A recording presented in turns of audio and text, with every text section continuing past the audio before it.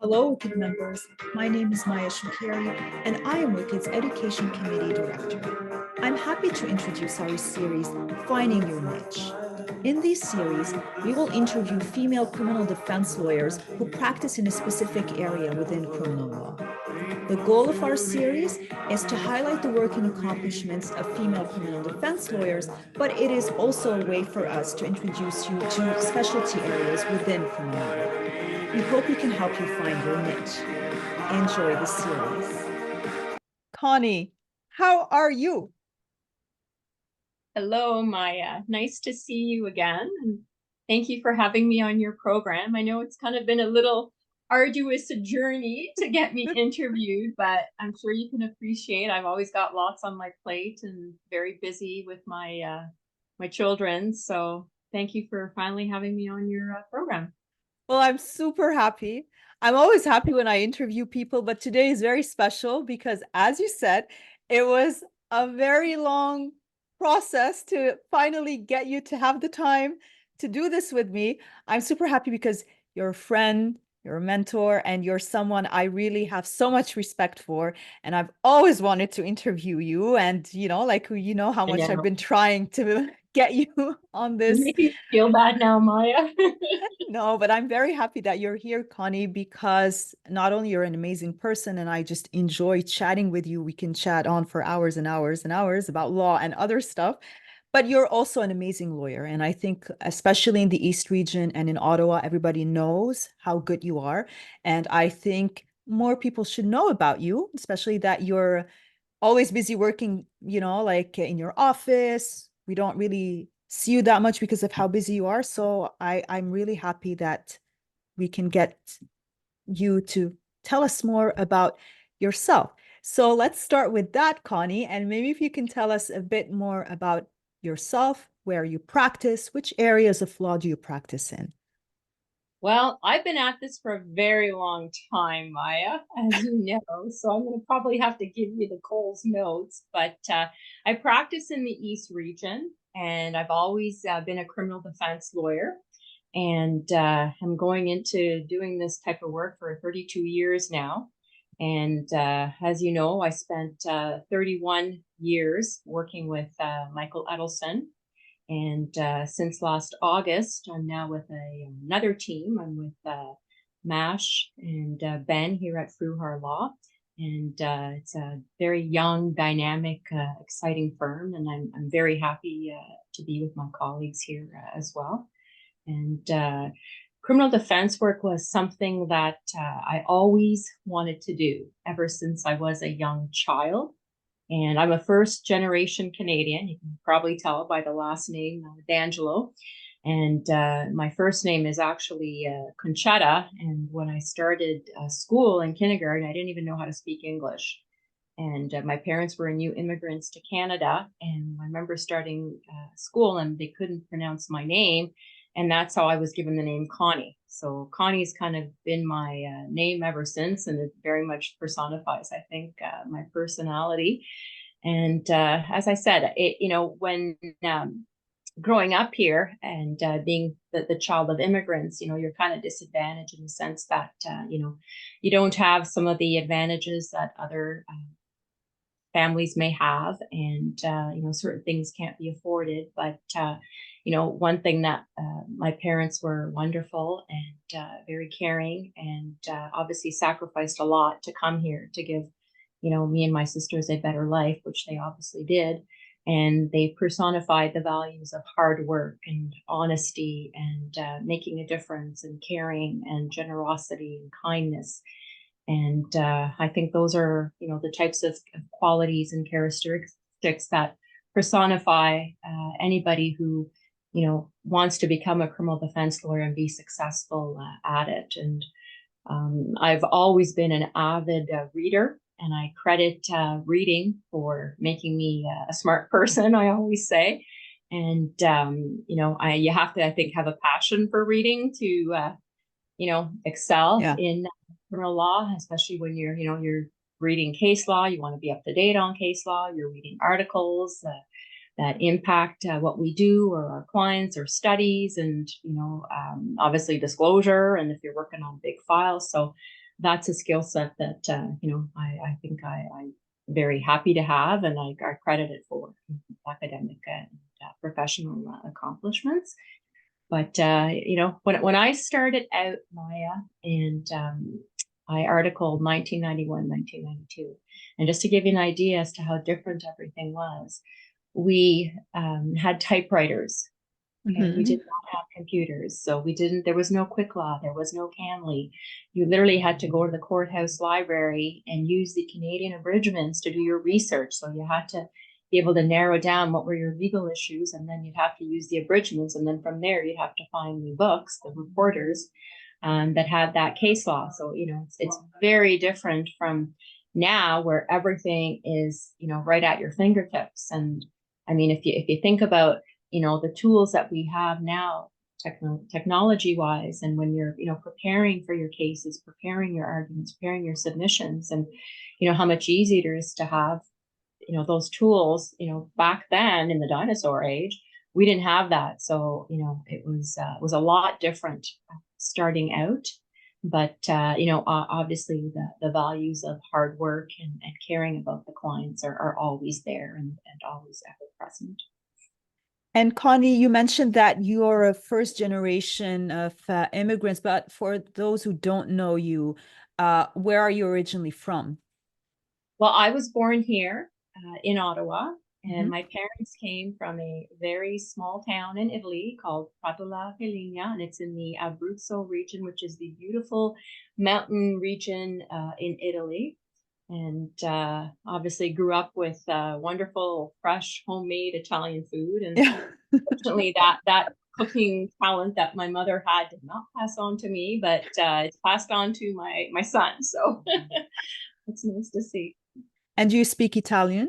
I do speak Italian, yes. And Nice. I have had clients in the past that I have conversed with them in Italian. I think it helps put people at ease if they don't aren't very conversant with English as their first language. But I think being a first generation Canadian, provides for a similar experience to what some of our clients have experienced, in terms of when we get a client and they've been disadvantaged, or they're facing their challenges, you can kind of somehow relate in terms of the life experience that they've had. And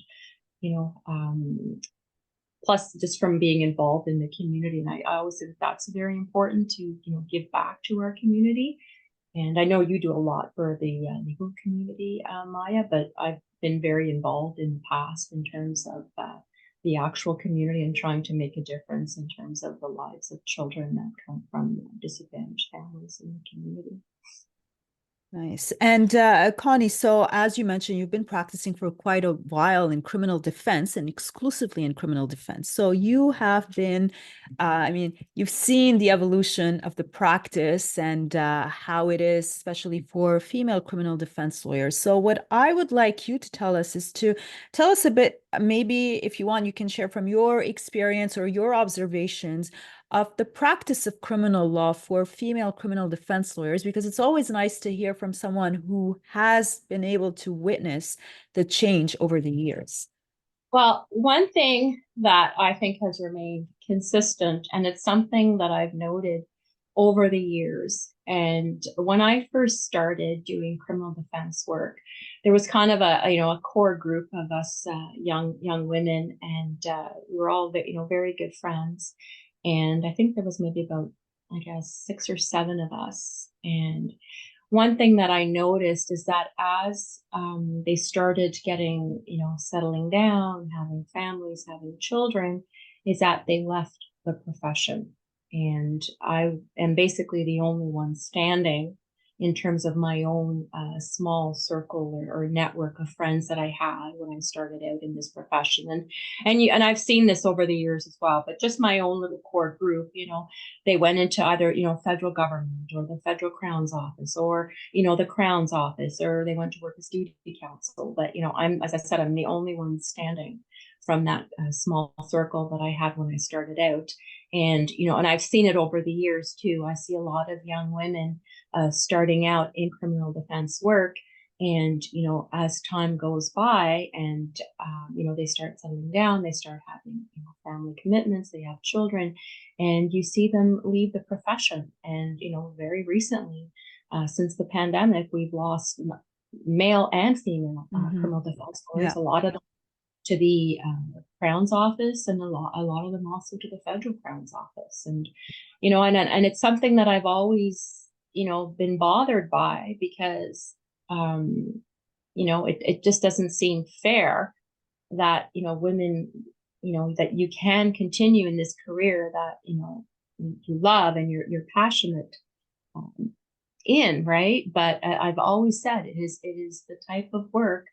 It's not for the faint of heart, and it's certainly, not really conducive to having a family and having children. It makes it difficult. I think it's even more difficult for those women that are on their own and practicing as sole practitioners. I think if you're in a firm and you're lucky enough to have the support of a firm, it's a little bit different. But I can't even, and it's not easy either when you're in a firm, right? Because I mean, if you have a sick child, you can't go into work, and but I think if you're a sole practitioner, it makes it even more challenging. And I mean, you're a sole practitioner, Yeah. so better than me how difficult it is. I mean, just having to be in, you have to be in multiple courtrooms, right? Like it's not easy, juggling everything. And then if you throw, having children into the mix, and obviously if you're working for the Crown's office or the federal Crown's office, well, you get your paid maternity leave, and you get to take your full year of maternity leave, and you don't have to deal with cases and court appearances and client calls, because that's just not the work that they're doing. But in private practice, it's different, right? And so I always thought that was, a main reason why the profession was not able to sustain women long term. And, over the course of my career, I think that I've tried to do what I can in terms of mentoring young women, students, associates as well, to try and, encourage them and motivate them to stay in the profession. But one factor that was pointed out by the brilliant Marie Hennon in the interview that you did, and this, as always, an excellent interview by yourself, Maya, and she made this point, and it, had me pause, and I thought, what, I think she's right. And she said, when you're starting out in this profession as a woman, you're doing the typical types of cases, property offenses, assaults, thefts, things of those nature. So it's not really in terms of the work. I mean, it's always important work because it's always impactful to your client. But in terms of if you're talking about, the cases that attract media scrutiny, media attention, high profile, complex type of cases, you're not going to be getting them when you start your career. Basically, that's going to be going to the, senior lawyers, established lawyers, lawyers that are very well known and well recognized for, a specialized skill set and expertise in that area. So you're not a threat when you're starting. And she made that point. But then as you advance in your career, and then you start to get that type of work, as she pointed out, then you start to be seen as a threat, right? So, maybe that is something that operates subconsciously in the mindset in this line of work. But it's a point that she made. And when she said it, it really, I think it helped shine a new light, and especially coming from someone like Marie Hennon, right, who's probably, the top lawyer in the country for criminal defense work, right? So, I think that's a very valid point that she had made in her interview with you. And, you ask yourself, like, where is the answer? What can we do? And I think being able to support one another and mentor one another, I think that's a very important and meaningful step that all of us more experienced in senior counsel can do. I think WICCD is an incredible and amazing organization, and I want to give a shout out to the executive of WICCD, including Sid and Anita and Cassandra and everybody else, and yourself as well, Maya. I can't even imagine the amount of hours that go into running a volunteer organization. But I mean, it is so invaluable, I think, when I see, lawyers that are posting on the listserv, and I post as well, for Yeah. questions and feedback and tips and suggestions and any cases, and that you're able to do it in a forum where, you feel safe and you don't feel that you're getting judged. You don't feel that you're getting critiqued. You don't feel that you're getting criticized. You don't feel that someone's going to be going around saying, oh my gosh, that lawyer didn't even know anything about this issue or whatever. So, I think that having an organization like WICCD and the fact that it's national across the country is going to be really helpful to women and encourage them on in this profession. Well, speaking of WICCD, though, first of all, thank you for the nice words that you have for WICCD. And we were very happy that you are a member of WICCD and a very big supporter of WICCD. One thing I will point out about WICCD is that, as we've all noticed, I mean, you're a member, you read the listserv, I am a member as well. I mean, we haven't so far noticed any animosity or any of this, like very aggressive tone that we can see maybe somewhere else. So it's been a very nice and friendly and safe environment to, type, even if you have what you think is a silly question, like nobody judges.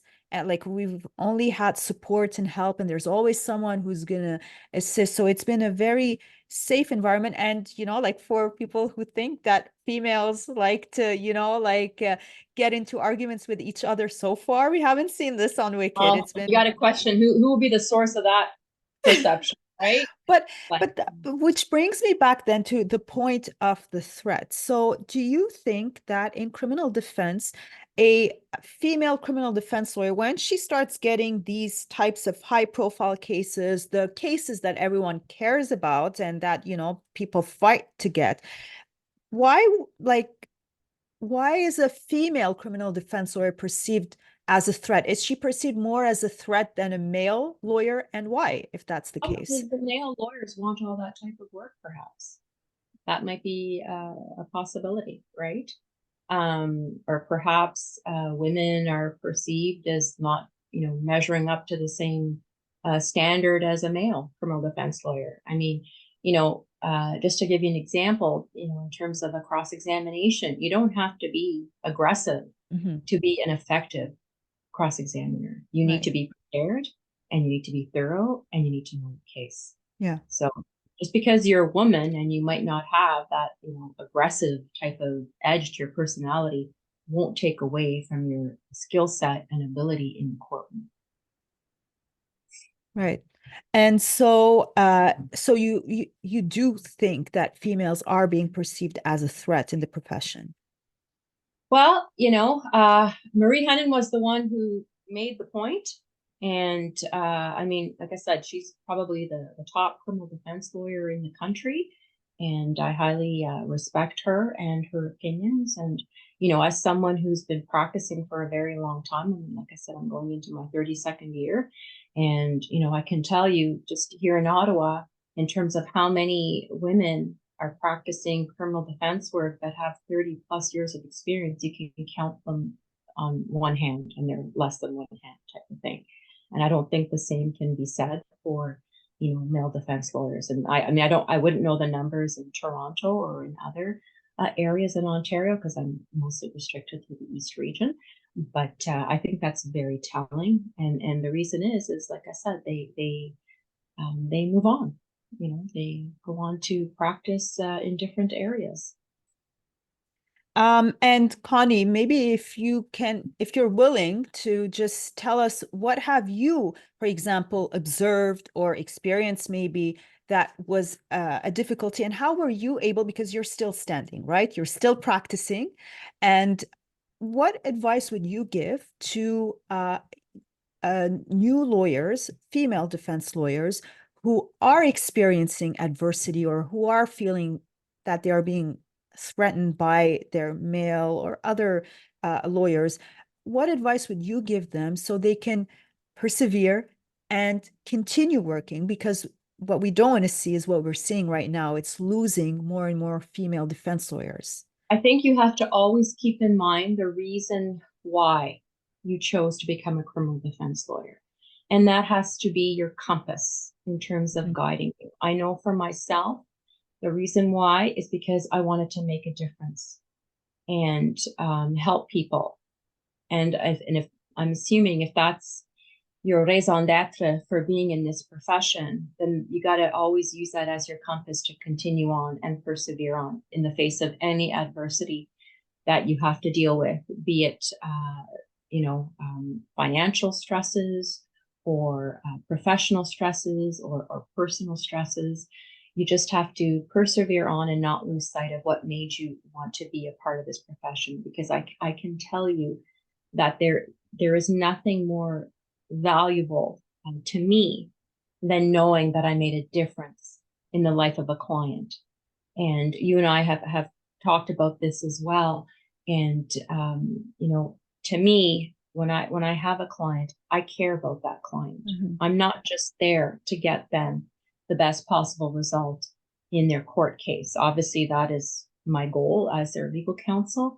But so many people that we have nowadays as our clients, they face so many challenges, whether it's addiction, whether it's related to mental health issues, whether it's, not being able to find proper housing, right? Whether they come from, they're financially disadvantaged. I mean, there's just so many issues that people have to contend with nowadays. And, as a lawyer, we're a little bit more adept in terms of finding resources and services that can assist our clients. And, I always, to me, if I can go the extra mile to help somebody and try and find a program that'll help them, even if it's not going to really make a difference to what I'm ultimately going to garner for them on their case, well, I will go that extra step and do what I can to. But on this point, though, because I mean, this is also a very good point that you're making, because I mean, you're explaining here also like this extra care that you give to a client, that's ultimately what's going to make a difference between lawyers, right? Like there's the lawyer who will do the job, and then the lawyer who will do the extra, will take the extra mile, go the extra mile, and do more than what the client is expecting them to do. The issue, I think also, though, that a lot of lawyers are experiencing right now, it's the limited resources. Like for clients, for lawyers who are working on legal aid or who have clients with modest means, sometimes they want to do more, but they're limited by the client's resources. So what advice would you give here for lawyers to balance that? I don't think we want to go down that road, Maya. I mean, it is so unfortunate, just I've always been of the view that, whether a person is of modest financial means or, excellent financial means or of no financial means and is on a legal aid certificate, the quality of service that I provide to each client is the same. I do not distinguish between what the client's financial means are, because in my view, each client is entitled to the best possible defense. And it's unfortunate that the legal aid plan is the way it is, and that there's so many issues in terms of, proper compensation for lawyers. And I think that may be one of the reasons why so many young women are not able to sustain a career long term, because of these issues with legal aid. But the various lawyer organizations are always fighting hard on our behalf to get, better compensation. And I know the Criminal Lawyers Association recently was very successful in getting some changes made. So I think that's very encouraging. And that's obviously a good step forward for everybody, men and women in this line of work. And I know we touched a bit upon the treatment or the perception among lawyers towards female defense lawyers, but I'm interested and curious to hear what your thoughts are about the treatment of the bench towards criminal defense lawyers. Like, do you feel like judges are, or is it the same? It doesn't matter. Like, do you feel like there's discrimination towards female lawyers, or is it just new lawyers? Because I mean, we do hear sometimes new lawyers they just voice their concerns about the fact that they get yelled at, maybe a bit more in court. Is it more a new lawyer thing? Well, I haven't been I haven't been a new lawyer, obviously, in a very long time, right? I mean, I've been at this now for 32 years. But I do think perhaps is, when you've been around a long time and you're established and you are before the courts or you are dealing with the crown, because you're kind of like a known entity, I guess is the term I can use. It's a little bit different than somebody who has yet to prove themselves, right? I mean, when you've been around a long time, then, you start to have a reputation, right? And if you have a good reputation, then that's, you become known for that. Yeah. So I think it's more just kind of, paying your dues, perhaps is the term that we can use. But I mean, the bench that existed 32 years ago is obviously far different from what we see today. I mean, today you see equal number of women as well as men sitting on the bench, and it wasn't like that when I started. It was all male judges, basically. Okay.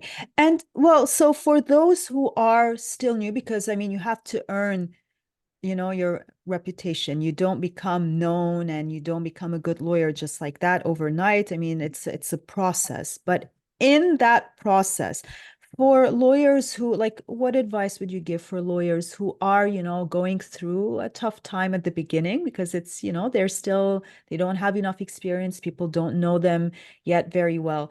What advice would you give them when they are in these situations that are a little bit more stressful? How do they deal with them, let's say, in a graceful way, and that, they won't, succumb to the pressure of the moment? Well, I think everybody feels that pressure, whether you're a new or recent call or you've been doing it for decades, right? Um, and I'm certainly not arrogant myself. I mean, I still feel that pressure also, right? But I think what I find is the best way is preparation. Preparation is key. If you are properly prepared and you know everything about your case and you've reviewed your disclosure and you've done your own research, your own investigations, you've reviewed everything with your client, you have their input, and you are properly prepared to question witnesses, to cross-examine and marshal your evidence. I think that will go a long way in terms of your confidence level and in terms of, your own credibility when you are before the court. And when you talk about preparation, I know you mentioned, like it's in terms of preparation for the file, like you have to also know the file very well so that if ever you're asked questions, you know how to answer. But then how do you also prepare mentally? Because there's the preparation, there's the facts, but you can still know your file and still, because you're nervous in court, just not be able to answer, not because you don't know the answers, but it's just because it is a stressful situation and it is awkward to be in court. For people who are new, it's unfortunately, I mean, what we see in law schools, we don't get enough training for how to be in court. So Exactly. so for that part though, putting aside the preparing the file, there's the preparing to meant like the psychological aspect of being in court. So for those who, and I understand that with time, the more you do it, the better you become at answering questions on your feet. But for those who are still acquiring that experience, what tips do you have for them, Connie?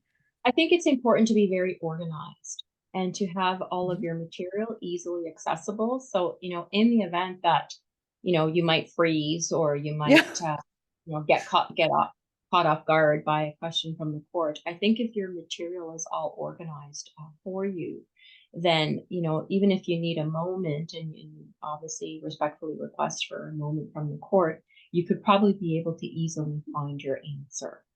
So, or organization, I think, is key. I mean, everybody does it differently. Mhm. Uh, I have my own system that System. Yeah.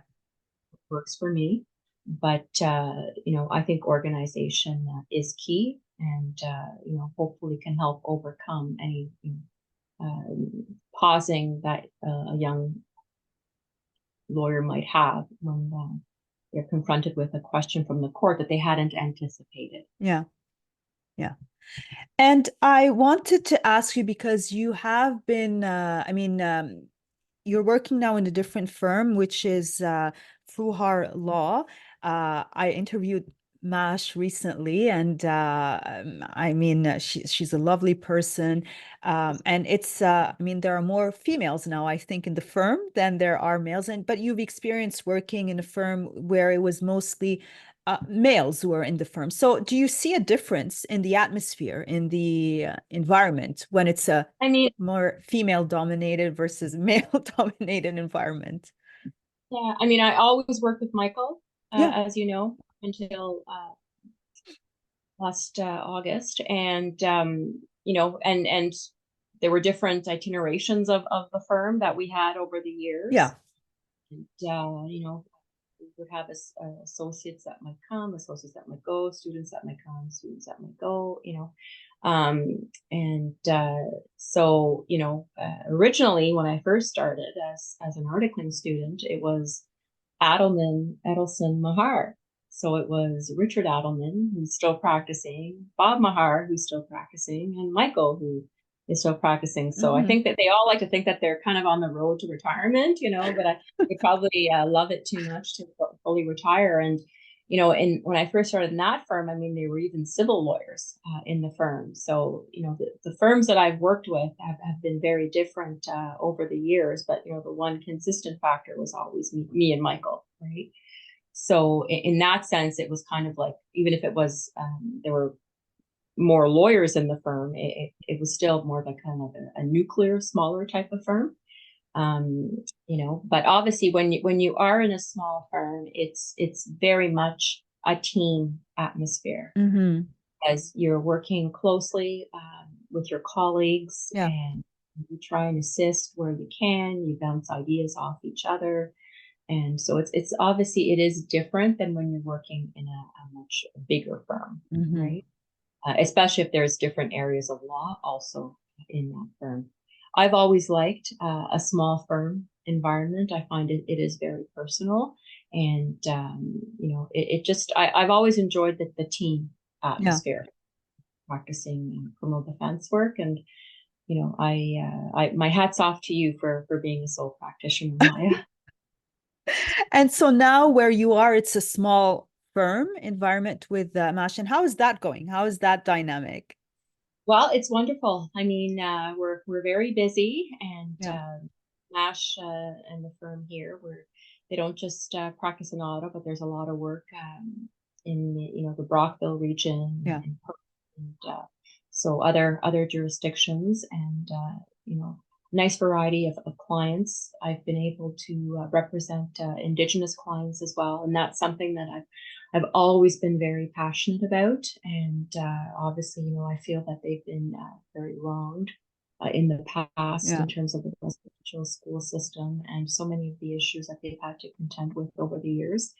And I've always felt that, as a criminal defense lawyer, if I can assist an Indigenous person with their case in the criminal justice system, I will do whatever I can to assist. And for a few years, I was also the lawyer supervisor for Pro Bono Students Canada Indigenous Court Program as well. So I've also done that, and like I said, I've been able to represent Indigenous clients here at this firm, and I find that very very rewarding.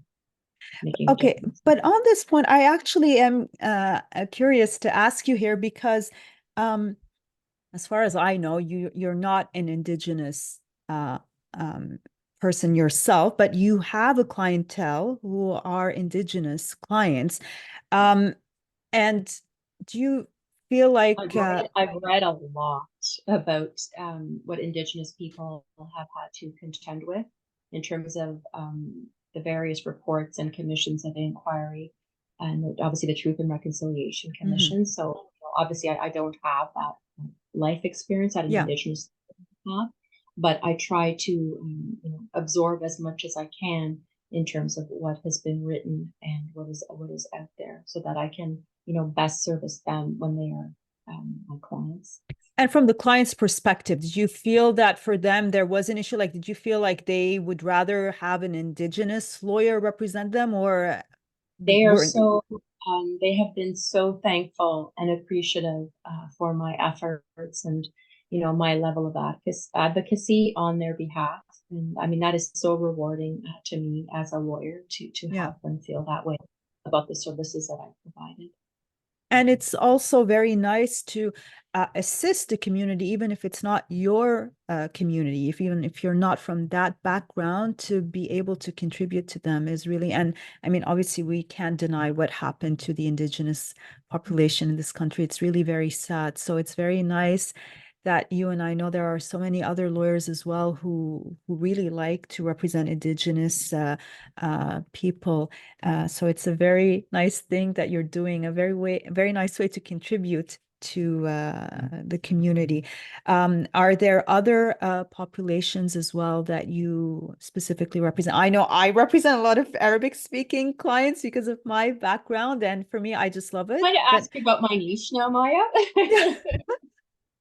I so mean, I mean, as you can appreciate, over the span of 32 years, there isn't anything that I haven't done. There isn't anything that I haven't seen. I've yeah. been appeal. I've done coroner's inquests. I mean, there isn't anything that I haven't encountered because I mean, my career, like I said, it's been 32 years in length, right? And obviously, when you have a career in this type of work, and it's becoming more and more specialized. Yes. I find because the law is becoming more and more complicated, there you start to develop, I think, a certain expertise, perhaps, or skill set in certain areas, whether it's because you're getting that type of work or whether you have an interest in that type of work. And I think that's kind of how your niche develops. And I mean, I know for yourself, you do a lot of sex assault cases, so Yeah. that's your niche, right? Because it's something that you do a lot of in your practice, Yeah. right? For myself, I mean, one area that I guess I could say is my niche is drinking and driving. A lot driving. I'm also I'm a member of the American DUI Defense Lawyers Association, so I'll give a shout out to that organization. It's American based, so a lot of it is American, but it's certainly interesting in terms of keeping me up to date and educated on this area. And my other niche would be representing police officers. Yes. Yeah. In terms of whether they've been criminally charged or on the disciplinary side, or giving advice to police officers in the course of an SIU investigation, if the SIU mandate has been invoked on an incident, or whether it's giving advice during a disciplinary process. So I think that would be the other niche that I think I have at this point in my career. And these are two actually very specific niche areas, and they're very complex. And I think we will need to have another interview just to talk about these two areas, especially representing police officers, because it's certainly not an easy area. We usually, as defense lawyers, we tend to be against them.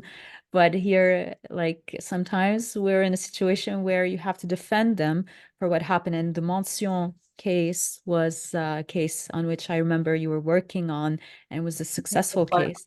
I was part of the defense team on that case. Yeah. And, Michael and I, as I said, we've done quite a few high profile police officer cases. And, they are different in the sense that you need to be conversant with police policies, police procedures, police directives, police officer training. So, it has a whole other layer that you don't normally have to deal with when you're representing, someone outside the area of law enforcement, shall we say, get criminally charged. Right? Yeah. So, yeah, I think it would probably be another whole other. No, definitely. I think like this is something that we'll definitely have to talk about and have just a full episode just on that.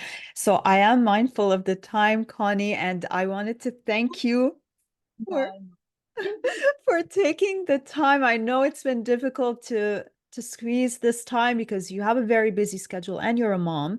So it's mom of two teenage boys. I'm gonna yeah. shout out to the boys.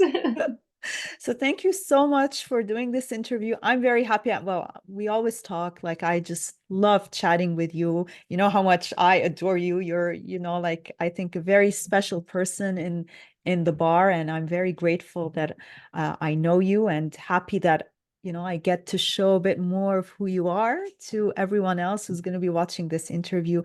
So thank you so much, Connie.